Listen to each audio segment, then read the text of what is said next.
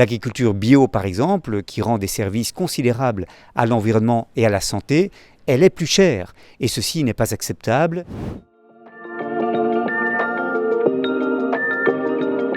Alors, on a un système agroalimentaire qui, au fond, est devenu très dual. D'un côté, on a une alimentation de bonne qualité, bio, avec des produits locaux, mais accessibles uniquement pour les personnes ayant un certain revenu. Et d'un autre côté, on a des solutions low cost pour les ménages défavorisés.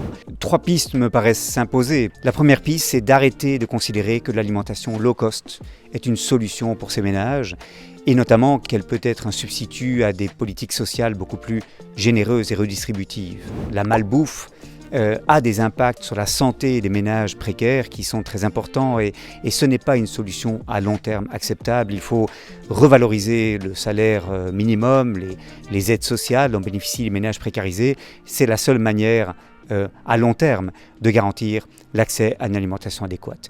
Deuxièmement, il faut que les prix cessent de mentir. L'agriculture bio, par exemple, qui rend des services considérables à l'environnement et à la santé, elle est plus chère et ceci n'est pas acceptable.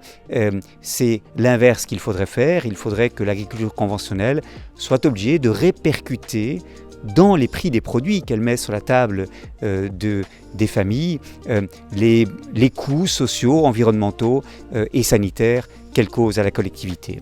Et puis, troisième piste, il faut développer des alternatives au circuit conventionnel. On voit dans tous les pays, y compris en France, se développer des systèmes alimentaires alternatifs, des circuits courts, les AMAP par exemple, les associations pour le maintien de la culture paysanne, qui sont des solutions qui doivent être davantage démocratisées pour faire pression sur le système conventionnel, mais aussi pour offrir des solutions abordables aux ménages en précarité.